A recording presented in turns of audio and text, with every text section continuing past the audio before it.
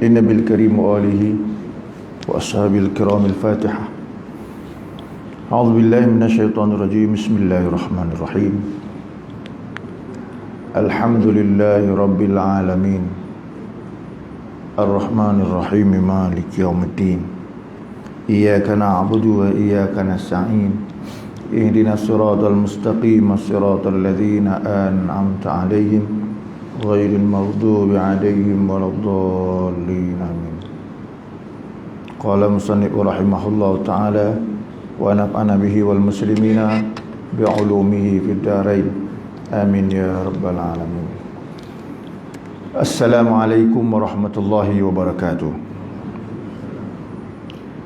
الحمد لله رب العالمين نحمده ونستعينه ونستغفره ونعوذ بالله من شرور أنفسنا ومن سيئات أعمالنا من يهده الله فلا مضل له ومن يضلله فلا هادي له.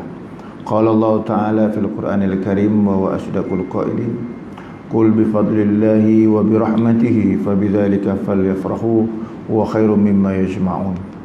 وقال النبي صلى الله عليه وسلم كل أمتي يدخلون الجنة إلا من أبى.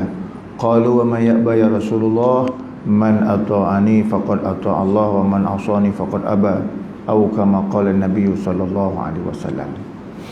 Alhamdulillah tuan-tuan, pertama sekali kita syukur kepada Allah Subhanahu wa taala kerana dengan izin daripada Allah pada malam ini kita dapat bersama-sama dalam duduk majlis kuliah yang kalau saya sendirilah tuan-tuan kat sini dekat 2 tahun tak datang sini, dekat 2 tahun. Hampir kalau tak silap dekat 2 tahun selepas daripada PKP. Dan malam ini diizin oleh Allah Subhanahu wa taala untuk sampai. Dan dengan izin itu kita dapat sama-samalah bersyukur kepada Allah Subhanahu wa taala kerana apa tuan-tuan, duduknya kita dalam majlis ilmu ini majlis yang diberkati oleh Allah Subhanahu wa taala. Kemudian duduknya kita dalam majlis ilmu ini suatu majlis yang menjamin untuk kita ini dimasukkan syurga oleh Allah Subhanahu wa taala. Jadi kita kena letakkan keyakinan dengan duduk majlis ilmu ni tuan-tuan, walaupun mungkin sebentar, ianya menjadi satu jaminan yang telah disebut oleh Nabi sebagai orang yang mudah untuk masuk syurga Allah Ta'ala. Ada satu hadis Nabi SAW, Nabi sebut man salaka tariqan yaltamisu fi ilman sahalallahu lahu tariqan ilal jannah. Maksud dia, orang yang salaka, bersalik dalam bahasa Arabnya, ataupun orang yang berjalan, orang yang melalui tariqan, satu jalan. Man salaka tariqan yaltamisu fi ilman, yang jalan yang dia lalui itu untuk mencari ilmu. Hak tuan-tuan tadi keluar daripada rumah, semayang, niat nak semayang berjemaah maghrib, kemudian pula dengar ada majlis ilmu, kita pun terus pasang niat. Jangan lupa niat tu tuan-tuan, kerana apa, Allah akan kira dengan niat kita tu. Jangan saja-saja duduk. Kalau saja-saja duduk tu niat itikad, dapat itikad. Tapi kalau kita niat lagi, tambah pula kita nak belajar, dapat lagi niat nak belajar tu. Dapat niat tu, sebab Allah akan kira niat kita tu. Kalau kita tak niat, maka kita ni tuan-tuan tak dapat pahala niat. Paling kurang tu pahala niat tu hilang dah. Jadi Nabi kata yaltamisu fi ilman, mereka mencari ilmu, sahalahullahu tariqan ilal jannah. Kalau itulah niat dia dan kalau itulah perbuatan dia, Allah mudahkan dia untuk jalan masuk syurga. Jadi dengan mudah untuk kita faham, duduk dalam majlis ilmu jamin masuk syurga. Duduk dalam majlis ilmu, Allah Ta'ala jamin masuk syurga. Sebab tu tuan-tuan, majlis ilmu ni bukan sunat, wajib. Bukan satu benda sunat, benda hak wajib. Tu. Dan kata Nabi SAW dalam hadis juga, dia kata orang duduk majlis ilmu ni huffat alaihimul malaikatu bi ajniyatiha. Maksudnya apa? Kita duduk dalam majlis ilmu, kita ini hafaz, dipayungi. Kalau setengah tafsir kata payungi, setengah tafsir kata dikelilingi, setengah tafsir kata duduk sama-sama. Siapa yang duduk sama-sama? Hufat alaihimul malaikah, para malaikat, biajnihatiha, dan dia mengembangkan sayap dia, memayungi orang yang duduk dalam majlis ilmu. Dalam kitab hadis Sunan Tirmizi pula kata, orang duduk majlis ilmu ni, malaikat datang untuk memayungi dia. Berapa ramai? 70,000 malaikat. Maknanya kalau kita duk tengok surau kita ni tuan-tuan, hak surau kita ni yang dalam saja dengan campur luar, kalau campur malaikat datang tak muat tuan-tuan. 70,000 malaikat. Dan 70,000 malaikat tu pula, kalau Allah Ta'ala zahirkan, sebab kita ni tak nampak sebab perbezaan kejadian. Hak kita daripada tanah Allah jadikan, hak malaikat daripada nur. Jadi beza kejadian. Hak kita nampak kita, tapi kita tak nampak malaikat. Kalaulah Allah zahirkan untuk kita nampak malaikat, nescaya malaikat tu memenuhi ruang-ruang yang ada kat depan ni. Kan? Kat depan ni kita nampak para malaikat. Sebab kenapa duduk situ? Tuan-tuan tak nak duduk kat situ. Jadi dia hak duduk situ. Kan? Para malaikat duduk situ. Tuan-tuan, secara nas, secara hadisnya, secara apa ni, yang diriwayatkan oleh para sahabat, hadis menyatakan bahawa memang malaikat tu datang. Jadi kita tak boleh nak menafikan. Walaupun nampak, kita boleh kira berapa batang tubuh yang ada kat sini, kita boleh kira penuh surau ni dengan para malaikat, luar dengan dalam. Cuma mezanya kita tak nampak. Kalau nampak tuan-tuan, malu kita tuan-tuan. Dia duduk depan, kita duduk belakang. Dah duduk belakang, jarang-jarang pula. Takut kenapa? Kena Covid, mati cepat. Tu bodoh dah tu. Tu contoh lah tuan-tuan. Bukan sini, tempat lain. Sebab orang hari ni tuan-tuan, kalau nak buat majlis ilmu, minta maaf ceritalah, walaupun PKP dah tak ada, orang dibizin untuk dalam majlis ilmu. Pula pengarah Jabatan Agama Islam Negeri Johor kata, tengok sikit masa, besok Januari boleh sembahyang rapat-rapat. Tu pun nak datang surau, nak datang masjid, payah. 2 dos tuan-tuan ada tu. Kalau kena tak ada dos, lagilah jauh. Ini lagi ke semayang jarang-jarang, kena pula sebelah tu, baru nak takbir bunyi tu batuk tuan-tuan, dah tukar tempat. Punya takut. Ni benda tuan-tuan yang saya nak sebut malam ni untuk sebagai mukadimah bagi kita faham. Sebenarnya kita jangan berhenti duduk dalam majlis ilmu. Dan bukan sekadar jangan berhenti, jangan ada perasaan takut dalam hati itu kerana dengan suasana semasa yang berlaku. Jangan ada perasaan takut. Kadang-kadang orang takut tuan. Nak datang majlis ilmu pun takut. Nak datang. Hari tu 2-3 hari lepas tuan-tuan, saya dekat masjid Masjid Keratung, Pahang. Dia punya tukang jemput tu pesan, Ustaz kalau sampai buka kuliah, tajuk dia tu jangan lupa bab panggil orang datang majlis ilmu. Kenapa saya kena bagi tajuk ni? Dia kata dah boleh pergi masjid pun orang tak nak. Dah pergi dah 2 dos pun orang takut nak datang. Kalau masjid Keratung tu tuan-tuan, Felda artinya apa? Rumah sebelah je masjid. Rumah sebelah je masjid, bukan jauh. Ini menunjukkan kepada kita tuan-tuan, nampak daripada sudut semasa yang kita duk pergi duk tengok orang ni, dalam lubuk hati dia tu kebimbangan cukup tinggi. Bimbang kenapa? Takut nak datang majlis ilmu, tapi masuk stadium tak takut. Masuk pasar raya tak takut, tapi nak pergi majlis ilmu takut. Nak duduk dengan ustaz pun takut, main duduk belakang-belakang je. Datang ustaz pun nak salam takut. Kenapa? Nak salam main letak kat dada je, takut. Kenapa? Kita tengok budaya Islam, gambar Islam tu berubah dengan suasana yang berlaku. Tapi apa yang kita kena faham tuan-tuan begini, Allah sebut dalam Quran, Qul bi fadlillahi wa bi rahmatihi fa bidzalika falyafrahu. Katakan wahai Muhammad, dengan kurniaan daripada Allah dan juga rahmatnya. Kurniaan daripada Allah, Qul bi fadlillah, kurniaan daripada Allah dan rahmatnya. Fa bidzalika, dengan demikian itu, makna kurniaan Allah dan rahmatnya, falyafrahu, kamu kena menzahirkan rasa suka dan seronok. Khairun mimma yajma'un, lebih baik daripada apa yang kamu kumpulkan, yang kamu cari atas muka dunia. Ayat ini kalau buka dalam kitab tafsir tuan-tuan, kalau tak silap saya, ini dalam surah Hud kalau tak silap. Kalau tak silap lah, Allah Ta'ala sebut, dia kata Qul bi fadlillah, katakanlah dengan anugerah daripada Allah. dan juga rahmatnya. Ayat ini duk cerita pasal Nabi kita Muhammad sallallahu alaihi wasallam. Yang disebut kurniaan Allah dan rahmatnya, rahmat kat situ ialah Nabi kita Muhammad sallallahu alaihi wasallam.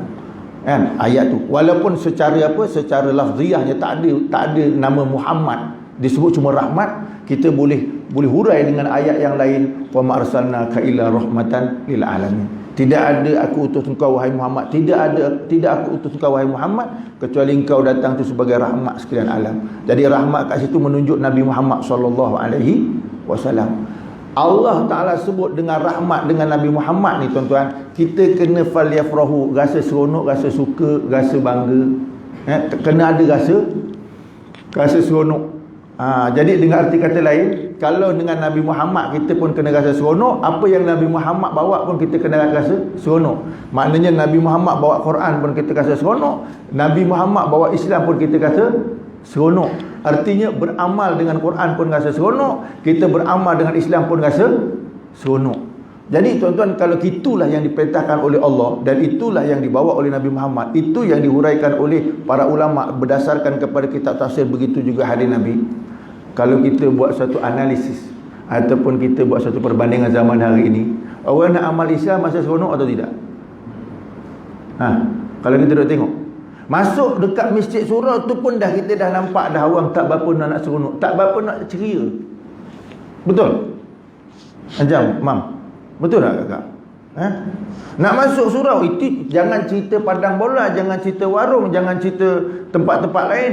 Dalam masjid itu yang tempat untuk kita mensyiarkan Islam. Kat situ pun patutnya kita rasa seronok dengan beramal pada Islam. Tetapi kita duk tengok hari ni, pergi masjid, kita tak apa nak seronok. Kenapa? Ada beberapa benda yang Islam suruh hilang kat situ. Apa antaranya? Nabi SAW kata, idzal taqal muslimani fasafahatan, bila ada dua orang Islam tu dia berjumpa, dia bersalaman, bersafah-safah, gugur dosa dia. Tuan-tuan, kalau di masjid tuan-tuan surau hari ni, hak salam hak macam mana? Dah tukar ke tak? Hak sini kau dah bertukar tuan-tuan. Orang setiawangsa, salam hak masih macam tu ke atau macam ni dah? Hak macam mana? Hak bertukar tak budaya hidup kita? Bertukar. Bahkan bukan sekadar bertukar, dia ajar suruh macam tu. Kenapa macam ni? Kenapa? Yang saya nak sebut tuan, kenapa macam ni? Apa yang hilang tuan-tuan dengan kita buat macam ni? Kita tak nafilah tuan-tuan, kerana kat sana mungkin ada sebab musabab. Tapi dengan kita macam tu, apa hal yang hilang? Yang hilangnya kita buat macam tu tuan-tuan, kita tengok dalam hati orang tu, dia buat macam tu kerana kalau Nabi SAW takut kena ketularan. Bahasa Jawa kata, tahu ketularan? Mam, ketularan tahu? Jangkitan bahasa Melayu. Dia buat macam tu takut nanti dalam hati tu dah ada rasa apa? Nanti aku kan kena jangkitan pula kan. Dah ada sangkaan tu. Tuan-tuan, yang saya nak sebut begini, Nabi dah kata dalam hadis, likulli da'in dawa, tiap-tiap penyakit tu dia ada ubat dia. Yang tak ada ubat ni mati. Jadi tuan-tuan, kalau ada ubat, tuan-tuan, apa yang menjadi ketakutan kita untuk pegang tangan orang bagi salam yang dapat menjadi satu sunnah Nabi SAW. Kemudian dengan sunnah itu tuan-tuan, bukan sekadar sunnah, menggugurkan dosa orang yang berjumpa tu, menggugurkan dosa dia sekali. Dosa dia gugur, sangkaan betul dia kepada Allah Subhanahu Wa Taala ketika itu, bukan sekadar gugur dosanya, dengan penyakit dia hilang. Tapi apabila kita minta maaf tuan-tuan, bukan nak kata tak boleh, gini, kita punya set mind, kita dah nampak dalam kepala otak dia tu, dia takut. Betul?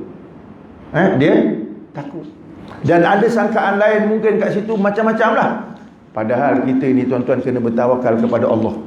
Allah Ta'ala kata dalam Al-Quran, wa ma hum bidarrina bihi min ahadin illa biiznillah. Tidak akan memberi mudarat pada seseorang itu kecuali semuanya dengan izin Allah Subhanahu Wa Taala. Maknanya apa? Kalau benda itu tuan-tuan Allah tak izin, tidak akan berlaku. Kalau Allah kata izin berlaku, dia akan berlaku. Kalau tuan-tuan duduk sebelah orang, minta maaf ceritalah tuan-tuan kan, tadi sebelum pada nak kuliah, dia yang salam dengan saya dah cerita Covid, masuk kelab Covid, dia kata kan, tu kan, dia kata gitu lah, nak salam. Tak kisah, tak ada masalah orang cerita lagu tu. Tapi nak sebut daripada sudut keyakinan. Daripada sudut keyakinan kita tuan-tuan, kita kadang duduk sebelah orang yang kena Covid ni macam kita takut sangat.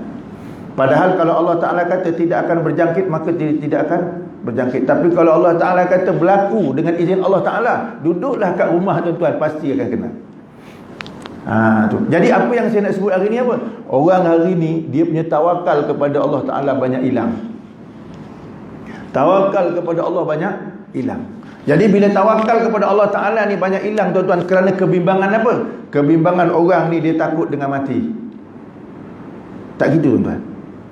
Jadi tuan-tuan, kalau inilah yang berlaku dalam masyarakat Islam, ingat masa itu kata Nabi dalam hadis, gambarannya ialah umat Islam dalam keadaan lemah. Umat Islam dalam keadaan lemah.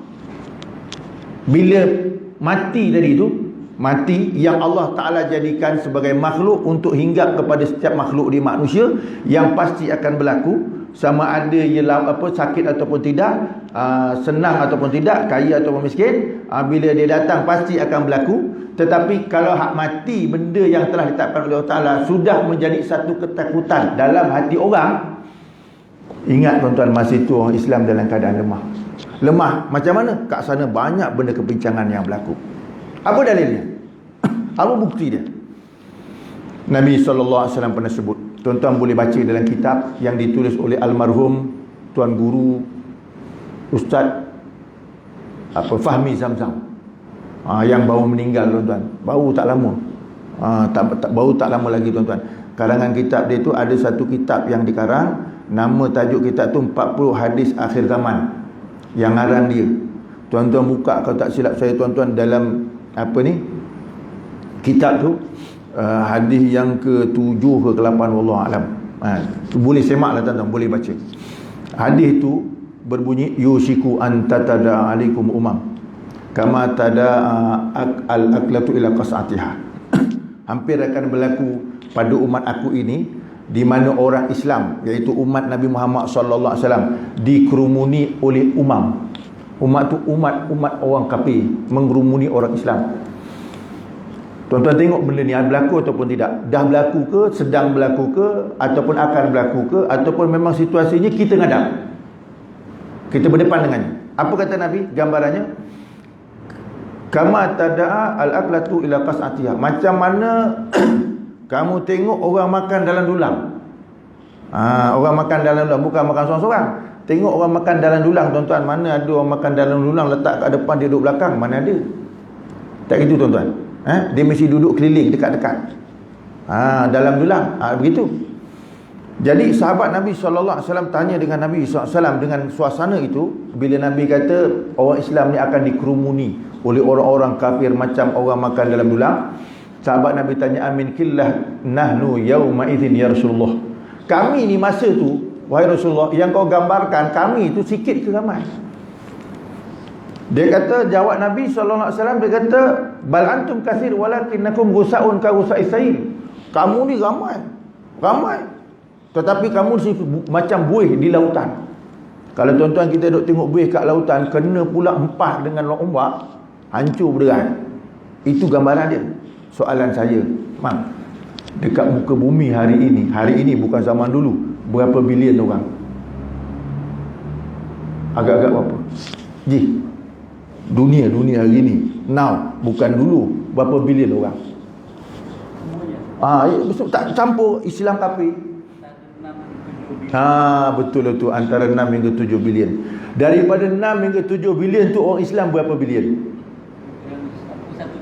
Yang saya duk tengok-tengok 2 hingga 3 bilion. Mewakili daripada 6 hingga 7 bilion satu dunia tu, orang Islam 2 hingga 3 bilion. Itu orang Islam.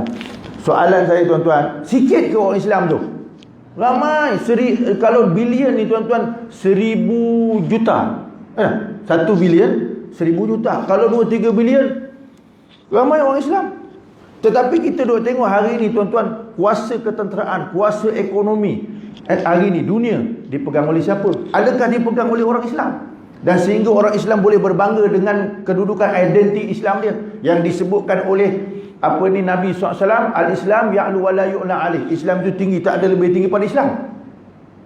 Nabi dah memberi jaminan Islam tu tinggi, tak ada lebih tinggi pada Islam. Artinya segala-galanya mesti Islam adalah tinggi. Tetapi kalau kita buat perbandingan hari ini dengan keadaan ujian Allah Ta'ala beri, lagi takut dengan matinya orang Islam, kan? Maka ketika itu kita tengok kita tengok kat situ orang kafir mengerumuni orang Islam.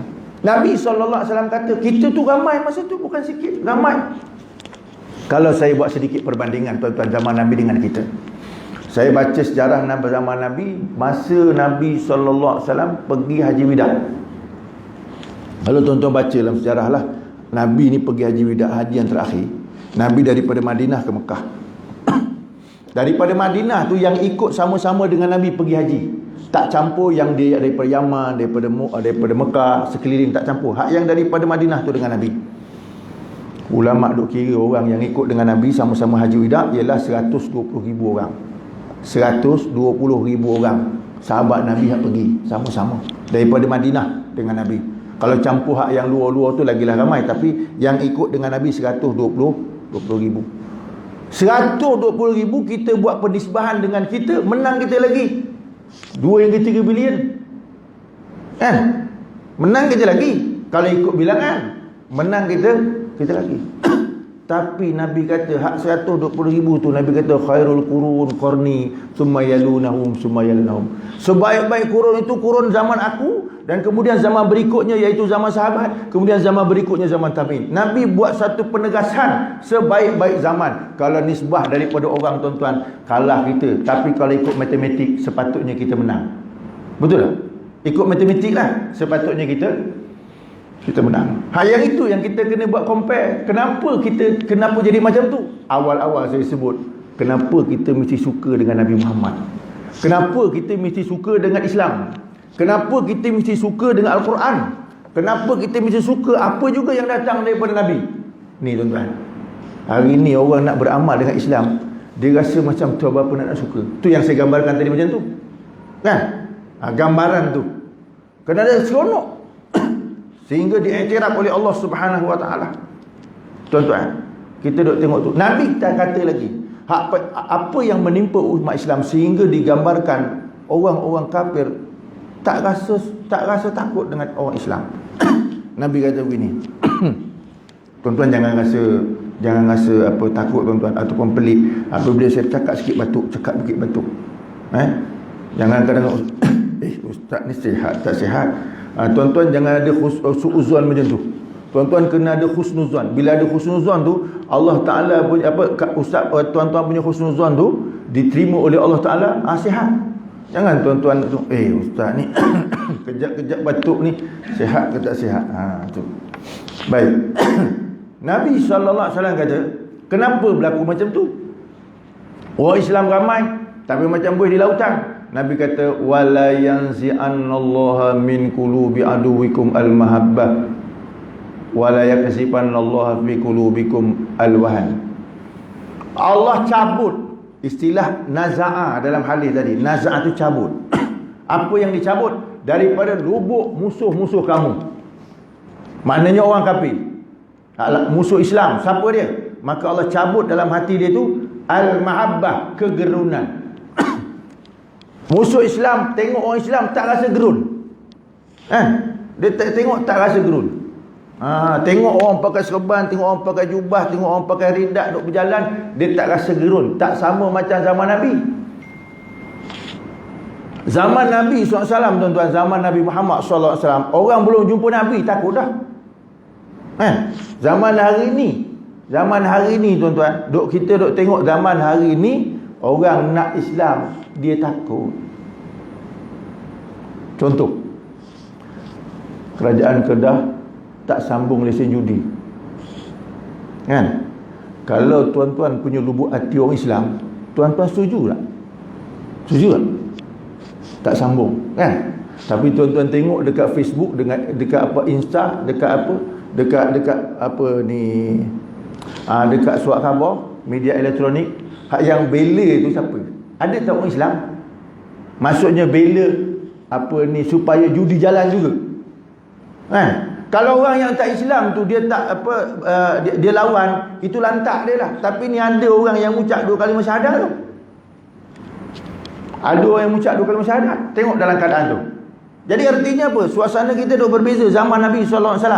Sehingga orang kafir tu dia berani bertunjukkan diri dia, tunjukkan kehebatan dia berani lawan balik. Kalau zaman Nabi SAW berbeza. Hadis dalam Sahih Bukhari menyebut begini, zaman Nabi SAW, nusirtu birrubi masirata syahr.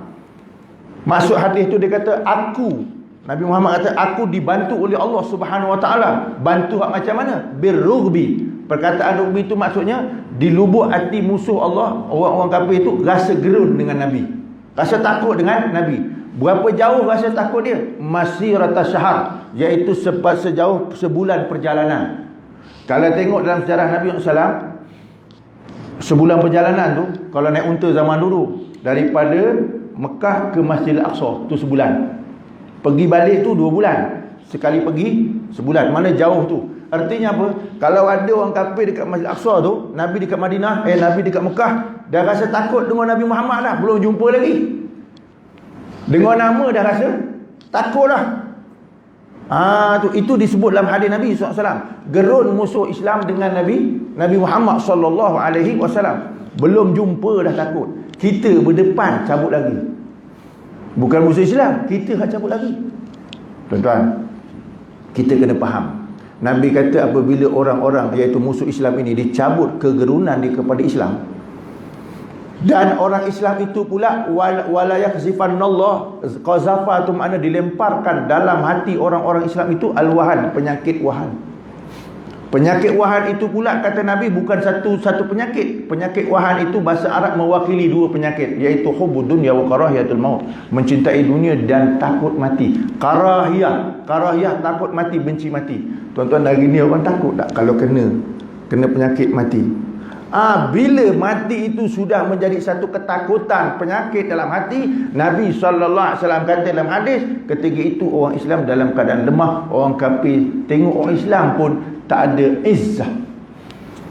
Jadi tuan-tuan, apa yang penting pada kita ni, yang kita reti duduk masjid, duduk surau, yang reti duduk masjid, yang reti pergi majlis ilmu, yang ini tuan-tuan, kita kena betulkan kita punya hati tu, iman tu.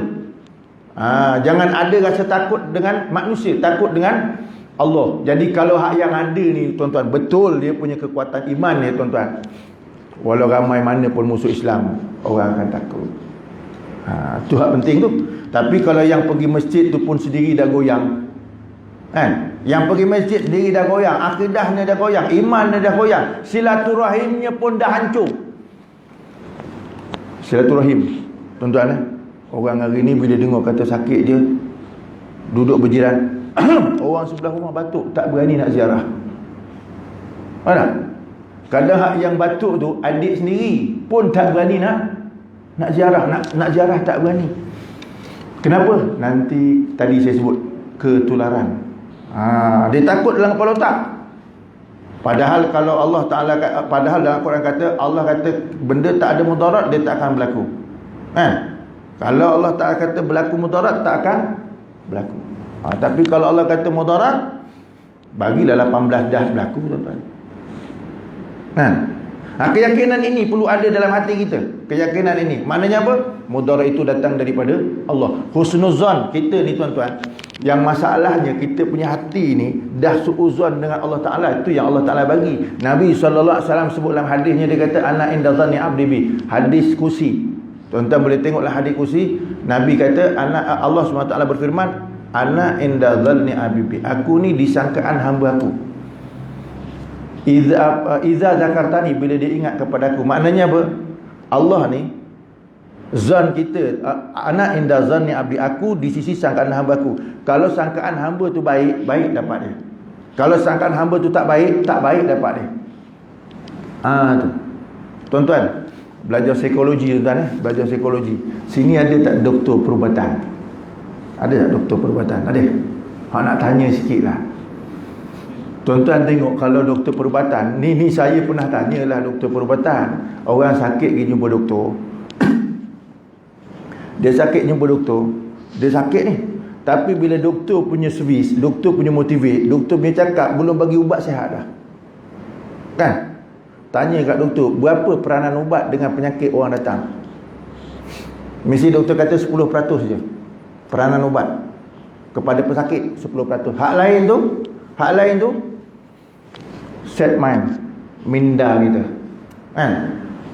Servis kita, dia akan menjadikan ubat kepada orang yang sakit tu. Otak kita. Otak kita. Bila otak kita betul, hati kita betul, tuan-tuan, belum makan ubat baik dah. Tak gitu? Belum makan ubat dah baik. Sebab bila otak kita ingat, ni mesti masalah ni. Masalah datang. Kan orang belajar psikologi begitu. Macam, betul tak? Betul tak bang? Dalam kita duk tengok betul-betul tuan-tuan, macam mana otak orang Islam duk lari. Cuba kita duk tengok. Kadang-kadang orang sakit, dia pergi jumpa doktor. Dia sakit, jumpa doktor. Pergi spesialis. Pergi jumpa spesialis, suruh tengok. Tengok-tengok doktor kata, cik, tak ada apa-apa, sihat, internal okey, darah okey. Balik. Doktor spesialis pergi. Contohlah ni, contoh tuan-tuan. Doktor sendiri kata tak ada apa-apa, internal okey, organ semua okey, ni darah semua okey. Apa cik sihat sebenarnya? Dia tanya balik doktor. Contoh ni, saya akan bagi contoh. Tapi doktor, kenapa saya rasa macam ni, saya rasa macam ni? Nampak? Doktor tu punya belajar, dia punya spesialis, bidang spesialis. Dia dah gunakan ilmu dia. Dia kata, pak cik tak ada apa-apa, okey. Tapi dia kata, tapi saya rasa macam ni, macam mana? Kan? Betul tuan-tuan? Soalan saya begini, orang macam ni tuan-tuan nak kata apa? Orang jenis macam ni nak belajar psikologi tu, tuan ikut hadis tadi, syarah hadis tadi tu. Orang macam ni kita nak kata dia ada sakit ke tak ada? Imam, dah sedap kata imam lah. Tanya imam kat duduk depan. Kita nak kata apa dia ni? Ada penyakit tak? Doktor kata tak ada penyakit. Yang cakap tu spesialis. Doktor kata tak ada penyakit. Kita kata ada penyakit lagi kan? Apa nama penyakit tu? Apa nama dia? Apa dia? Risau. Ni doktor juga bagi tahulah tuan-tuan. Orang yang macam ni sebenarnya penyakit dia anxiety. Dia ada anxiety. Tak ada apa-apa tapi dia anxiety ni mind, kepala, otak. Doktor dah bagi sahkan dengan ilmu doktor tu, dah masuk MRI, dah masuk tak ada apa-apa okey. Tapi dia ada masalah ni, kan? Otak dia. Jadi kenapa ia berlaku macam tu? Sebab otak dia macam tu. Set mind dia macam tu. Nak betulkan orang macam ni bukan senang. Nak kaitkan dengan hadis anak indazani abdibi. Aku di sisi tangan hamba-Ku. Tuan-tuan nak tarik orang ni supaya sangkaan dia betul dan Allah bagi kesihatan pada dia, bukan senang. Yang biasanya dia akan makin melarat. Bila makin melarat tuan-tuan, stage kedua, apa namanya? Lepas anxiety. Ni berlaku psikologi ku hadis ni. Kan? Kita duk tengok manusia hari ni tuan-tuan, sangkaan buruk dia kepada Allah. Kan? Dengan ujian sangkaan buruk dia kepada Allah, sehingga Allah Ta'ala bagi kepada dia nak amal Islam pun jadi payah. Stage kedua dipanggil anxiety disorder. Tangga kedua, tu dah melampau dah tu. Nak masuk stage ketiga, orang kita panggil gila. Orang kita panggil gila. Soalan tanya, gila ni juga penyakit, boleh sembuh tak gila tu? Boleh sembuh tak? Boleh.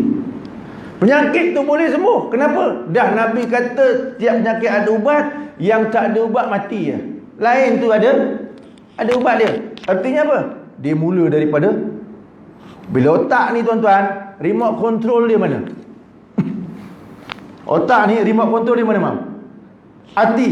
Nabi pun sebut ala wahyal qalb. Hati itu sebagai remote control untuk otak. Dalam hadis Nabi SAW, hati itu mahal iman, tempat iman. Hati tempat duduk iman.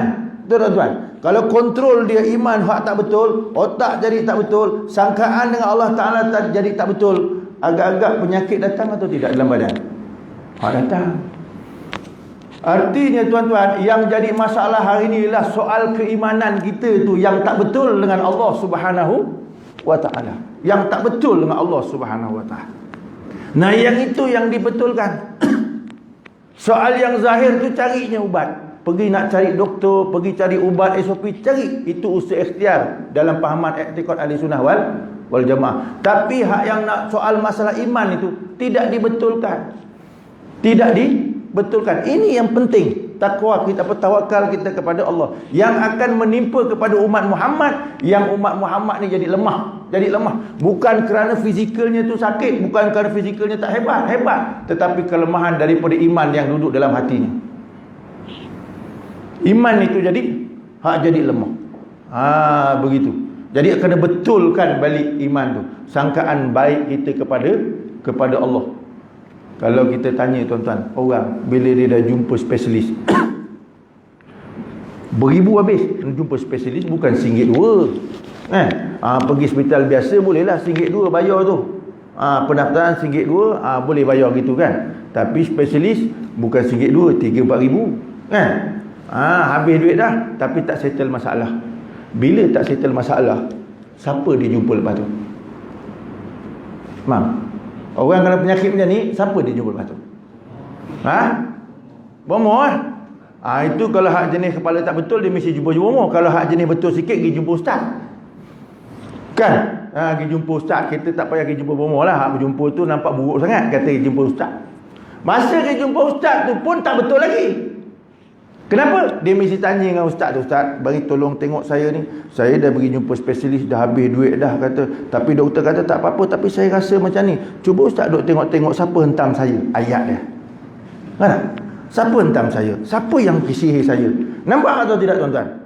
Dia tak nampak Allah Subhanahu Wa Taala, dah tak nampak dah. Dia masih lagi nampak makhluk. Dia masih lagi nampak makhluk. Sangkaan dia masih lagi nampak makhluk. Dia tak nampak Allah Subhanahu Wa Taala.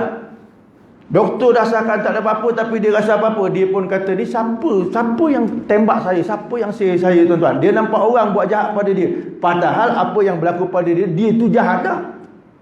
Sangkaan buruk dia tu jahat dah. Mana dia boleh confirmation tuan-tuan? Contoh tuan-tuan, kita duk kata, siapa ustaz tembak saya ni tuan-tuan. Dia sendiri tak boleh confirmation, betul tak? Tapi dia dah buat satu dosa, menyangka orang. Dia sendiri tu dah salah. Kalau kena jenis ustaz tak betul, kata, memang dah dua-dua out akidah. Kadang ustaz ni tuan-tuan, minta maaf cerita tuan-tuan, kadang-kadang ustaz ni, ya kita memang kena muliakan ustaz, guru ni ada ilmu. Tapi kadang-kadang Imam Al-Ghazali pun dah kata ulama' ni ada dua jenis, ada hak yang akhirat, ada yang dunia. Kita dah tengok manusia itu, dia lupa balik dengan Allah, lupa balik. Padahal Allah Ta'ala bagi sakit, Allah Ta'ala bagi sembuh. Sebab apa? Tuan-tuan kena ingat dalam set mind kita sebagai orang beriman, tidak semua penyakit boleh disettlekan oleh doktor. Tidak semua penyakit boleh disettlekan oleh pil, oleh ubat. Tak semua penyakit boleh settle dengan ubat. Ada penyakit yang boleh settle tuan-tuan, salam settle dah. Salam dah. Aku minta maaf, settle dah. Doktor barilah, doktor hebat-hebat, tak boleh settle, tapi salam settle. Tuan-tuan tengok orang hak nak azab, nak mati, penyakit tu, tengok payah nak mati, panggil je member, aku ampunkan dosa kau, aku ampunkan apa yang semua aku halalkan, mati tu, minta maaf, settle masalah. Doktor tak boleh settle. Ada juga tuan-tuan penyakit ni boleh disembuhkan tanpa doktor, tanpa ubat, tapi dengan bersedekah. Sedekah je settle masalah. Ada. Sebab kenapa? Berpunca daripada hati yang banyak zulumat. Itu yang menjadi penyakit kepada yang zahir. Nabi SAW kata begini. Tuan-tuan boleh rujuk hadis ni dalam kitab Mukhtar Ahadits An-Nabawi. Bunyi hadis tu, idza kasurat dzunubul abdi wa lam yakul lahu minal amal liyukaffiraha ibtalallahu bil khuzni liyukaffira anhu. Boleh tengoklah hadis tu. Hadis tu kata gini, apabila banyaknya dosa seorang hamba, idza kasurat dzunubul abdi, bila seorang hamba tu banyak dosa dia, walam yakul lahu minal amal, dia tak ada amalan liukaffirah yang boleh nak cuci dosa tu, yang nak tebus dosa tu. Maknanya timbang, tengok dia punya baik habis dah, dosa banyak lagi, nak sucikan tak ada. Hak macam mana nak clear hak benda ni? Sebab dosa tuan-tuan, boleh tak saya nak tanya tuan, dosa ni boleh buat penyakit tak? Dosa ni boleh buat penyakit tak? Boleh. Dosa boleh buat penyakit. Tuan-tuan, orang duk berzina yang tidak halal buat berzina tuan-tuan, dia kena zina tu dosa. Kena berdosa, dosa mendatangkan hak penyakit, itu contoh. Tapi Nabi kata bila ada dosa banyak, Tengok, tak ada amalan yang boleh nak menghapuskan dosa dia. Ibtalahullah, Allah balakan orang tu bil huzni, dengan rasa sedih. Dalam syarah hadis tu, sedih tu dimaksudkan apa? Dengan musibah, dengan penyakit, dengan macam-macam lah. Dengan macam-macam. Untuk apa? Liukaffiraha anhu, untuk dihapuskan dosa dia daripadanya dengan sebab sakit tadi tu. Maknanya apa? Dekat hadis tu, ada penyakit bukan kerana kuman. Ada penyakit bukan kerana kuman, tapi ada penyakit sebab kerana dosa. Allah Ta'ala bagi tu untuk peringatan. Sebab tu jumpa doktor spesialis tak boleh settle. Jumpa ustaz pun tak boleh settle. Jadi jumpa siapa? Jumpa balik dengan Allah. Jumpa balik dengan Allah, betulkan akidah, jangan sampai menyimpang. Maka baiklah. Baik. Tuan-tuan. Boleh faham tuan-tuan? Ini yang berlaku dalam masyarakat. Bila kita sangkaan kita kepada Allah lagi, penyakit mesti akan datang. Yakin dengan Allah Subhanahu Wa Taala yang ada dekat masyarakat kita. Tu. Ni tuan-tuan kena ingat, tawakal kita kepada Allah. Banding dengan zaman Nabi tu tuan-tuan, internet tak ada, Facebook lagi tak ada, WhatsApp lagi tak ada, alat-alat macam kita hari ni tak ada. Tak ada tuan-tuan. Tuan-tuan, saya nak tanya, tuan-tuan pernah dengar tak Nabi kena darah tinggi? Pernah baca sejarah dalam Syama'il Muhammadiyah, ada ustaz ke apa cerita Nabi darah tinggi, ada tak? Kalau Nabi demam tu ada, tapi Nabi kena darah tinggi ada tak? Tak ada. Yang hak selalu darah tinggi siapa? Kita. Punca darah tinggi kenapa? Saya nak tanya. Dia banyak sudut. Ada sebab makanan, ada sebab stres. Dia stres. Bila kita stres, muka darah naik. Kenapa? Sebab jantung laju kerja. Betul? Jantung laju kerja. Jantung laju kerja kenapa? Sebab hilang ketenangan. Puncanya apa? Sebab lupa Allah Ta'ala. Jadi macam tu. Allah Ta'ala kata dalam Quran, alladzina amanu wa tatma'innu qulub bi dzikrillah, ala bi dzikrillah tatma'innul qulub. Orang yang beriman tu dia berzikir kepada Allah akan menenangkan hati. Ketahuilah dengan menenangkan hati itu dia akan berzikir kepada Allah menenangkan hati. Orang yang kuat ada berzikir kepada Allah, ingat pada Allah, hatinya tenang. Bila hati tenang, jantung laju tak? Hati kalau tenang, jantung laju tak? Bila jantung tak laju, kerja jantung tak laju, stres tak kita? Tak stres. Bila tak stres, darah tinggi ada tak? Tak ada. Sebab tu Nabi SAW dia beramal, walau siang dia buat kerja berdakwah, amal dia dengan Allah, bermunajat dengan Allah Ta'ala tinggi. Kenapa? Tu tadi, hati dia adalah merupakan hati yang paling tenang, makhluk yang paling tenang di atas muka bumi. Bila bab tu tuan-tuan kita tanya balik bab zikir, kita ni zikir dengan Allah Ta'ala berapa banyak? Kadang-kadang imam panjang sikit, dia lepas habis salam zikir pun tak. Dia pegang ni dulu tuan-tuan, kalau kecil handset dulu, zikir tak ada. Sebab tu hati kita tak tenang. Bila hati tak tenang tuan-tuan, sangkaan kita pada Allah Ta'ala tak betul. Tuan-tuan tengok, kalau tuan-tuan kejutkan orang, bagi dia terpanjat, otak dia tak stabil. Betul? Otak dia tak stabil. Kenapa? Jiwa tak tenang. Dan di sini tuan-tuan kita kena ingat, Allah ada dalam sangkaan kita. Kalau sangkaan kita betul, maka jadi betul. Jadi kita kena sangkaan yang tinggi dengan Allah, sangkaan husnuzon yang paling baik. Itu adalah ubat yang paling hebat. Tapi kalau sangkaan kita dengan Allah Ta'ala tak baik tuan-tuan, tuan-tuan beli ubat banyak tak baik-baik. Boleh faham tak? Tu. Ni benda. Lagi tuan-tuan kita kena jaga benda. Apa dia? Selain takwa, selain tawakal tadi tu, kita kena silaturahim kena jaga. Kenapa silaturahim kena jaga? Nabi SAW kata, la yadkhulul jannata qati'ur rahmi.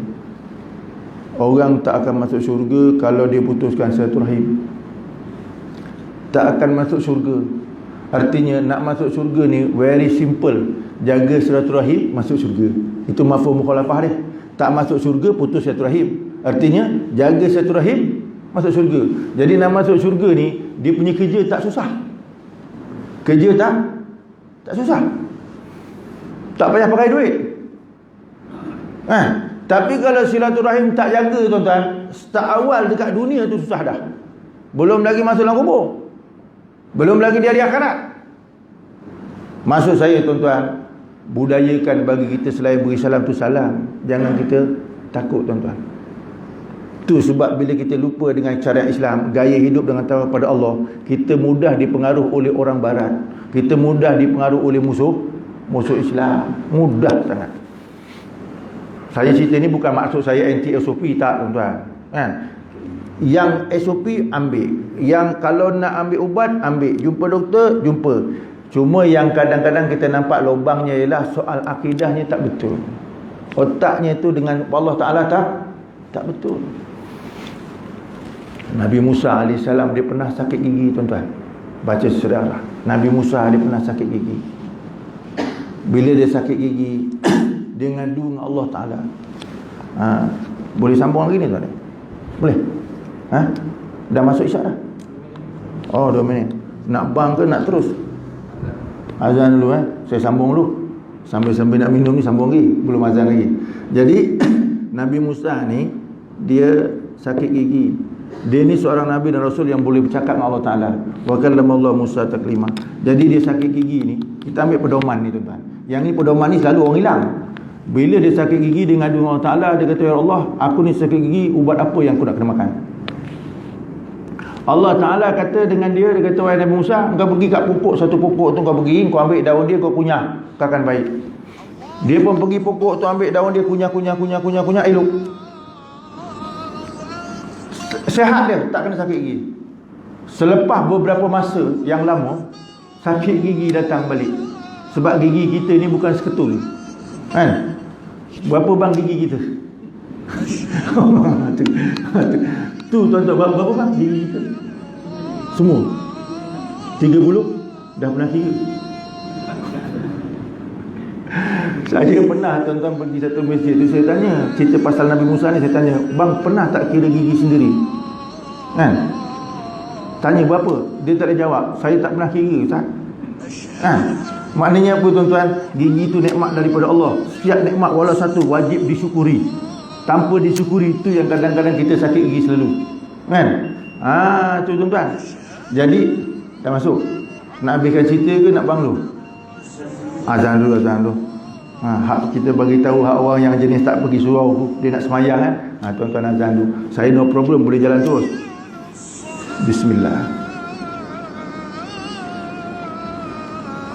Alhamdulillah. Bismillah.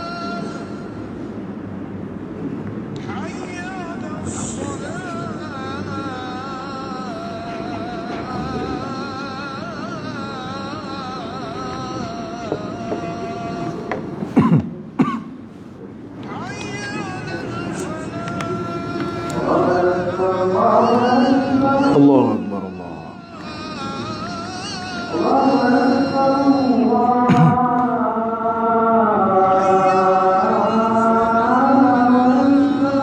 Allahu Akbar.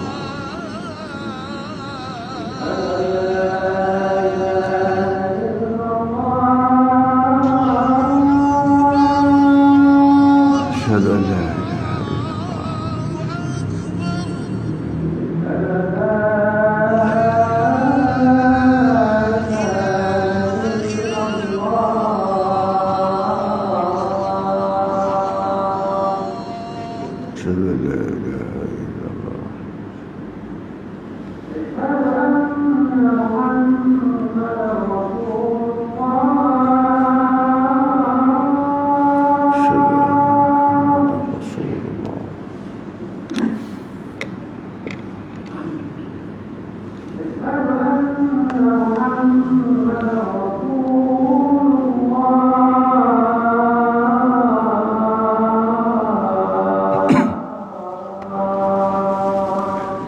Asyhadu anna Muhammadar Rasulullah.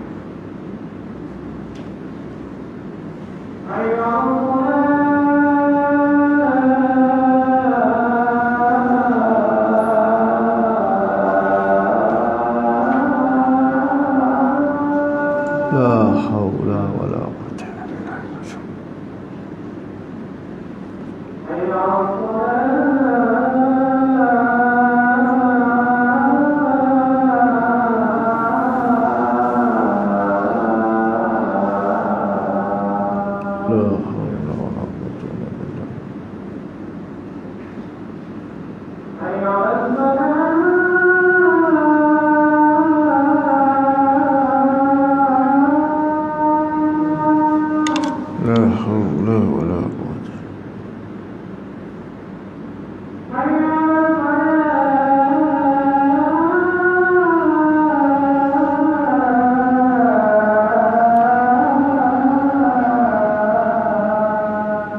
La haula wala quwwata.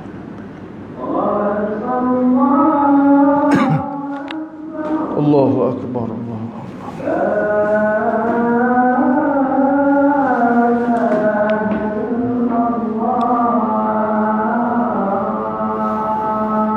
La ilaha illallah Muhammadur Rasulullah sallallahu alaihi wasallam. Allahumma rabb hadhihi da'wati tammati was salati al qa'imah.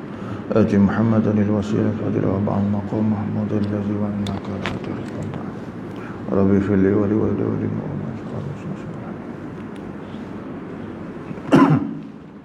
Baik, saya sambung sikit lagi tuan-tuan, cerita pasal Nabi Musa tu sakit. Dia bila sakit, dia bercakap dengan Allah SWT, minta tunjuk apa dia ubat yang dia perlu makan. Allah Subhanahu Wa Taala suruh makan satu jenis daun. Bila dia makan, elok, kunyah-kunyah elok. Selang beberapa lama, selepas daripada baik, selang beberapa lama sakit lagi sekali. Sakit gigi. Tu yang saya tanya berapa banyak gigi tu. Kan? 36. Tukar pula. Kira balik. Tuan-tuan, gigi ni tuan-tuan, Allah Akbar, nikmat yang besar daripada Allah Ta'ala. Kita ni makan kalau tak ada gigi, sedap ni hilang. Walaupun tuan-tuan tepah gigi yang baru, tuan-tuan cukup dia punya bilangan dia, tak sama dengan gigi asal. Tu yang gigi tu tuan-tuan adalah merupakan suatu benda nikmat daripada Allah. Sehingga Nabi SAW suruh jaga gigi ni bukan masa kita lepas makan saja. Jaga gigi tu. Jaga gigi ni bukan kita selepas makan je, ataupun bangun tidur dah. Nabi kata dalam hadis, laula ana syuqa ala ummati la amartum bisiwak inda kulli solah. Kalau tak menjadi satu keberatan kepada umat aku perintahkan dia sentiasa bersiwak itu tiap-tiap kali nak semayang. Tiap-tiap kali nak semayang, inda kulli solah, inda kulli solatin. Maknanya tak kira semayang fardu ataupun semayang sunat, berapa banyak dia boleh semayang, buatlah siwak tu. Gosok hak mulut gigi tu. Kena tu setiap kali hak semayang, bukan setiap kali makan atau bangun tidur dah. Tu tuan-tuan. Kenapa? Sebab dengan demikian gigi ni tuan-tuan ada dua nikmat Allah Ta'ala beri sebab kita jaga dia. Apa dia? Satu, dia kata dapat mardati rabbik, iaitu maknanya dapat kerajaan Allah dengan kita jaga tu. Yang kedua, kita dapat mata kita tu cerah. Gigi kita jaga, mata cerah. Apa kaitan gigi dengan mata? Kan? Cuba tuan-tuan tengok orang gigi tak ada ni, mata cepat rabun. Kan? Walaupun tak buta, dia ada kaitan dia. Kenapa? Ni kalau ikut cerita bab doktor tuan-tuan, dia ada kaitan saraf cervical bawah kepala otak kita. Tahu mam, saraf cervical tahu? Ini saraf kepala ni 1 sampai 7. Tu dia ada 7. Dia tak lebih, dia mesti ada 7. Cervical ni mesti ada 7. Lepas pada 7 cervical tu dia ada tulang torek bawah ke bawah 12. Lepas tulang 12 tu dia ada tulang lamba 5. Lepas tulang lamba 5 tu ada tulang koki nama dia. Lepas koki tu dia ada satu lagi sacrum. Alas sekali tu tongking. Tulang sendiri pun tak tahu tuan-tuan. Tulang keajaiban manusia ni tuan-tuan kan.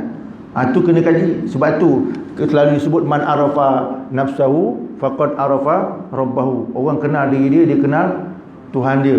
Kenapa? Mensyukuri nikmat Allah Ta'ala yang ada pada diri kita ni. Allah bagi, kita boleh kenal Allah Subhanahu Wa Ta'ala. Yang jadi sombongnya, nikmat dah banyak atas diri kita, kita tak syukur dengan Allah Subhanahu Wa Ta'ala. Itu yang makin kufur tu. La in syakartum la azidannakum wa la in kafartum inna azabi lasyadid. Kalau kamu syukur, kami tambah. Tapi kalau kamu kufur, azab aku sentiasa menunggu yang amat pedih, kata Allah. Sambung balik cerita pasal Nabi Musa tu. Tuan-tuan kalau ikut kuliah saya, tuan-tuan jangan pelik kata, ustaz ni dah masuk tajuk lain ni, cerita tak habis. Ingat lagi tuan-tuan cerita tu. Jadi Nabi Musa AS ditakdirkan oleh Allah kali kedua kena.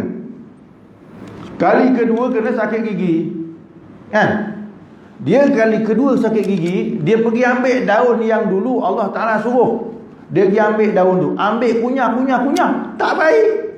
Dulu ambil kunyah-kunyah baik, ni kali kedua tak baik. Dia tanya dengan Allah Ta'ala, wahai Allah, dulu kau tunjuk ni daun ni lah kalau sakit gigi makan baik, tapi ni kenapa tak baik? Allah jawab balik, dulu kau sakit kau minta dengan aku, ni kau sakit kau tak minta dah dengan aku, kau tengok daun tu terus. Jadi kalau kita buat satu peringatan daripada apa yang disebutkan, ramai orang lari daripada sudut ni. Kalau ikut cerita daripada Sayyidina Nabi Musa AS, ramai orang lari. Orang dia kata, ni aku sakit perut ni, aku pening kepala ni, makan Panadol ni 100 Panadol apa plus apa? Activas. Oi, lega lah kepala otak. Makan ni lah ni. Kalau ikutkan sejarah Nabi Allah Musa AS, hak tak kena dah tu. Bergantung pada ubat dah tu. Ubat dah memberi kesan, ubat dah memberi bekas. Ubat ikut ahli sunnah wal jamaah hancur habis dah. Kan? Itu contoh. Itu contoh tuan-tuan. Tawakal kita kepada Allah. Kadang-kadang tuan-tuan makan ubat salah, tapi oleh kerana tawakal betul Allah bagi baik. Kadang-kadang makan ubat salah. Saya pernah kawan dengan doktor tuan-tuan. Sahabat saya doktor, dia tu bagi ubat salah kepada pasien dia. Sebab dia kat luar. Orang rumah telefon, dia kata, bang, ada pasien datang ni. Sakit apa? Macam ni. Okey, kau bagi ubat ni. Isteri dia bagi. Tapi ni bukan ubat bukan ubat klinik tuan-tuan. Ni ubat homeopati. Ni sistem perubatan homeopati knowledge. Bukan jenis yang biasa. Jadi dia pun telefon bagi. Lepas dia balik naik kereta, ni dia cerita pengalaman dengan saya. Naik kereta, balik-balik, dia teringat apa yang dia cakap dengan bini dia, ubat tu tak teli, salah. Tapi lepas 3 hari pasien datang, elok saya makan ubat tu. Nampak tuan-tuan? Artinya kadang-kadang salah makan ubat, tapi kalau Allah izin, elok. Masalahnya apa? Sangkaan kita dengan Allah. Kenapa? Usaha ikhtiar kita dah buat. Pesakit itu pun bukan tahu reti dibagi, makan aja. Kan? Kita ni sangkaan dengan Allah Ta'ala yang tak jaga. Banyak orang kita kadang-kadang macam tu. Jadi bila kita dengan Allah akidah tak betul, kita buat apa yang kita buat tu menjadikan kita tergelincir daripada jalan yang benar. Itu dalam soal sakit pun kena dengan Allah Ta'ala, bukan masa sihat saja. Tuan-tuan, Nabi Musa AS, itu contoh. Boleh faham tuan-tuan? Sangkaan kita dengan Allah itu penting. Kalau tak sangkaan kita dengan Allah Ta'ala, ketakutan akan ada. Kan? Ada je orang batuk sikit. Tengok ustaz ni, ramai-ramai ustaz batuk lah. Ni masalah ni kan. Tuan-tuan, saya dah sebut, kalau Allah kata berlaku-berlaku, kalau Allah tak kata tak berlaku, tak berlaku. Tu tuan-tuan. Saya bukan tak pernah kena tuan-tuan. Orang kata tadi, sahabat kata ustaz masuk kelab COVID kan. Bukan tak pernah kena. Nanti sini ada pernah kena? Tak pernah. Tak pernah kena. Ada. Haji pernah kena ni. Saya tahu Haji pernah kena. Tapi saya nak sebut, bukan cerita COVID tuan-tuan, cerita Allah Ta'ala. Allah takdirkan bagi penyakit ni kepada ustaz.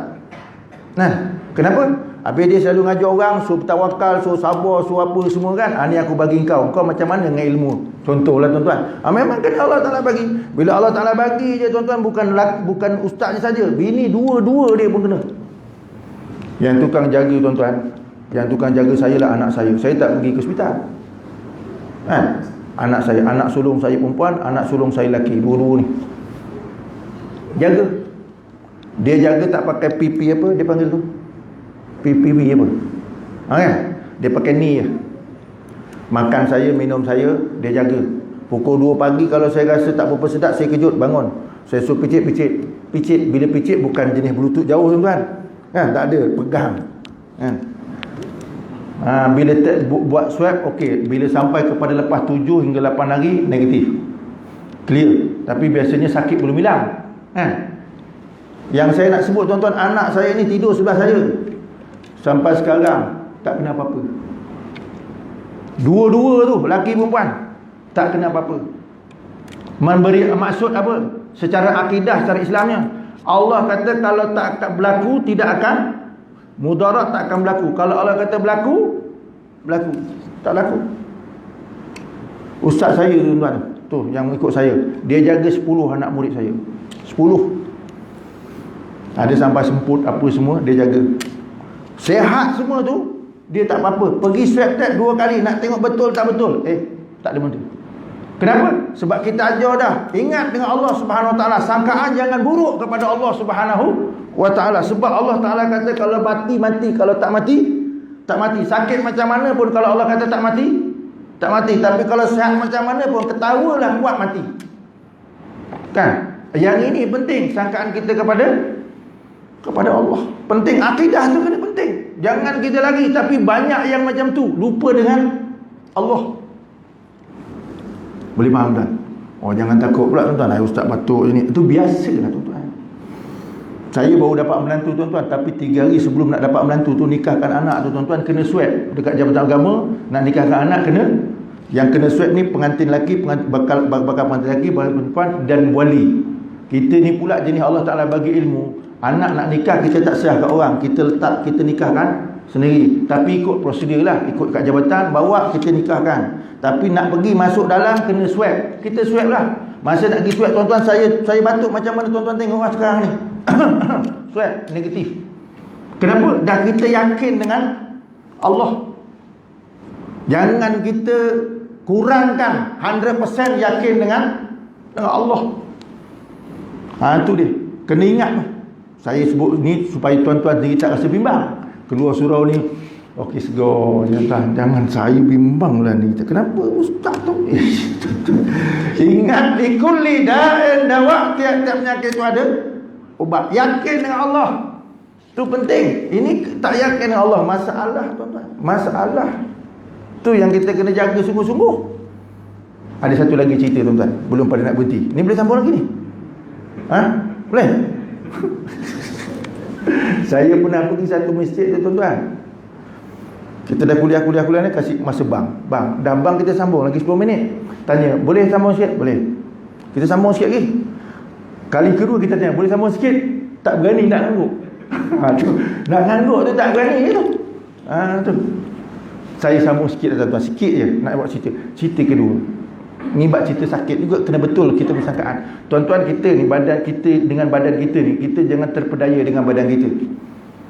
Kenapa? Ada satu kisah zaman Nabi SAW. Ada sahabat ni sakit perut.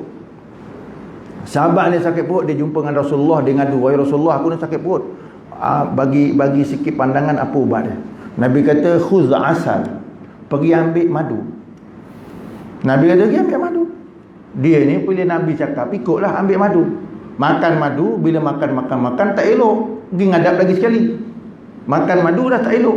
Jadi dia kata, Rasulullah, aku dah ikut cakap kau, tapi aku dah makan tapi tak elok. Dia kata, khustani, tahu khustani?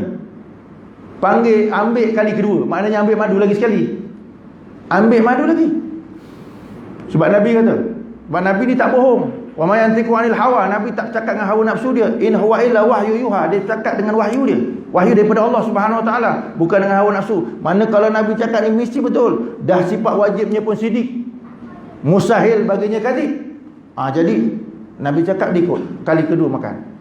Kali kedua makan madu tak elok juga. Datang lagi jumpa Nabi, wahai Rasulullah, dah 2 kali aku makan tapi tak elok. Nabi pun kata, kau pergi ambil sekali lagi. Sekali lagi kau ambil. Lepas tu Nabi kata, sadaqallah wa kadzaba batna. Tu Nabi kata. Apa Nabi kata? Dia kata, kau ambil lagi sekali, Allah betul apa yang dia cakap, perut engkau pembohong. Tu kata Nabi. Sadaqallah wa kadzaba batna. Allah betul, perut engkau bohong. Nabi kata gitu. Kali ketiga nak ambil tu Nabi kata gitu. Kenapa Nabi kata gitu? Sadaqallah, Allah betul, sebab Quran sebut asal madu ni fihi syifa'ul linnas, adalah ubat bagi manusia. Jadi Allah dah sebut dalam Quran surah An-Nahl 14, mustahil bagi Allah Taala berbohong. Mustahil, sebab kalam Allah Subhanahu Wa Taala. Jadi Nabi kata sadaqallah, benarlah Allah Taala, wa kadzaba batna, yang bohong tu kau punya perut. Jadi daripada hadis tu kita boleh faham, badan kita sendiri boleh tipu kita. Boleh faham tak? Badan kita sendiri boleh tipu kita. Kalau ikut badan saya ni tuan-tuan, malam ni saya tak sampai sini. Tu saya kata gitu. Malam ni tak boleh sampai sini. Kenapa? Sebab badan ni dah mula membohongkan diri sendiri. Dia dah rasa macam-macam. Naik kereta aku nak pusing balik ke nak terus, nak pusing balik ke nak terus kan. Itu ikut perut. Tapi bila kat depan ni, yang tadi duk terasa tu hilang. Tak ada. Ni memang perut ni memang penipu. Betul hak kata Nabi tu. Tuan-tuan jaga dengan perut tuan-tuan tu. Jaga. Sebab apa? Perut tu punca pada segalanya. Hak penyakit pun dia juga. Tu jaga. Lagi-lagi umur macam tuan-tuan, macam Pak Imam, perut selalu meragam. Kan? Baru nak pergi masjid, nak pergi surau jadi imam, dia meragam, masuk jamban, lah tak jadi imam. Kan? Tu kena ingat perut tu. Jasad manusia ni kalau tak diajar dengan Islam, pembohong dia lagi kuat. Tuan-tuan perhati tak benda ni dalam diri sendiri. Saya sebut balik, jasad manusia ni kalau tak diajar dengan Islam, tak hidup dengan cara Islam, dia punya bohong lagi kuat. Membohong dia lagi kuat. Tu tuan-tuan. Nak tahu hak cerita bohong-bohong macam tu tuan-tuan, dia nak cerita kuliah kat sini panjang. Kena datang Melayu Raya kalau nak tahu sambung cerita. Malam ni tak ada sambung. Nanti tuan-tuan pula tak tahan. Nak ngangguk pun dah malu. Jadi kesimpulannya lah tuan-tuan yang saya nak sebut malam ni, segala yang berlaku adalah dengan izin daripada Allah. Betulkan kita dengan Allah Subhanahu Wa Taala. Betulkan kita dengan Allah Subhanahu Wa Taala. Jangan kita besarkan makhluk, besarkanlah Allah. Maka ketiga itulah tuan-tuan, Allah anugerahkan yang kita sendiri tak sangka. Dekat surau ni ada belajar kitab Minhajul Abidin tak? Ada? Cik Mam? Tak ada? Oh tak ada. Bila tak ada nak cerita tu payah. Tapi tak apalah, saya cerita sikit tuan-tuan. Kalau tuan-tuan buka dalam kitab Minhajul Abidin karangan Imam Al-Ghazali, dalam fasal yang keempat, fil qalbi, bab cerita pasal hati, dia ada 5 usul. Dalam 5 usul tu, usul yang keempat dia kata apa? Hati kita ni adalah tempat Allah nak letak jauharun nafisah. Jauhar nafisah. Jauhar tu permata yang indah. Johor tu permata. Jadi jauharun nafisah, Allah nak letak kat hati kita. Nak letak dekat hati kita jauharun nafisah, tempat dia. Tapi dia kata bila hati tu bersih, benda hak yang kena bersih tu otak dia mula-mula. Lepas tu dia kata hak paling tinggi hak dalam hati tu dengan jauharan nafisah, permata yang indah-indah yang digunakan oleh Allah, last sekali tu ialah ma'rifatullah, kenal dengan Allah. Tapi kalau hati itu tak betul tuan-tuan, iman tak betul, dikotorkan, mana pergi nak letakkan iman kita kepada Allah? Hati itu. Sedangkan Imam Ghazali kata itu tempat dia. Itu tempat dia. Pula kita hati tak jaga. Allah nak letakkan jauhar nafisah, hati kita tak betul, tak dibersihkan. Maka tuan-tuan, sangkaan kita dengan Allah Ta'ala buruk, maka Allah tak bagi. Boleh faham tuan-tuan? Jadi cukuplah kadar tu tuan-tuan. Yang penting hati kita kena jaga. Bersihkanlah dia. Nak bersihkan macam mana? Tuan-tuan tak payah beli klorok, tak boleh tuan-tuan. Kan? Makan ubat pun tak boleh. Tapi nak bersihkan hati ni, kata Allah Ta'ala, kata Nabi, apa yang diamalkan oleh sahabat, apa yang diamalkan oleh tabi'in, apa yang diamalkan oleh para ulama dan yang mengikuti dalam garis jaya hidup, ialah berzikirlah kita kepada Allah Subhanahu Wa Ta'ala. Berzikirlah kita kepada Allah. Tapi kalau kita berzikir dengan Allah Subhanahu Wa Ta'ala pun tak settle tu, hati tu ada masalah. Hati tu ada masalah, kena bersihkan. Kata ulama dalam kitab I'anatul Talibin, Hasyiah I'anatul Talibin, dia kata kita berdoa tak jadi, tak makbul, kemudian kita wirid tak jadi. Dia kata syarat paling besar sekali, hak yang itu kena jaga. Apa dia? Aklul halal, makan benda yang halal. Bukan tambah zikir, bukan. Tapi tuan-tuan, pengaruh doa tadi Allah Ta'ala nak terima, hati nak tenang dengan zikir tadi, dia boleh betul. Kata ulama, boleh rujuk dalam kitab I'anatul Talibin tuan-tuan, dia kata aklul halal, tu kunci dia, memakan benda yang halal.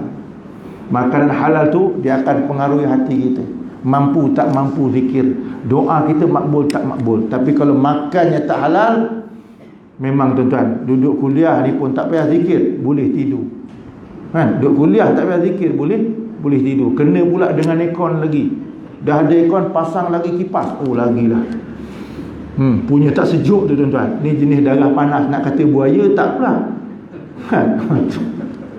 Minta maaf tuan-tuan, saya cakap terus direct itu. Ini kita biasalah belajar. Kalau tak macam tu confirm tuan-tuan tak ingat, ngantuk tuan-tuan. Kena macam ni.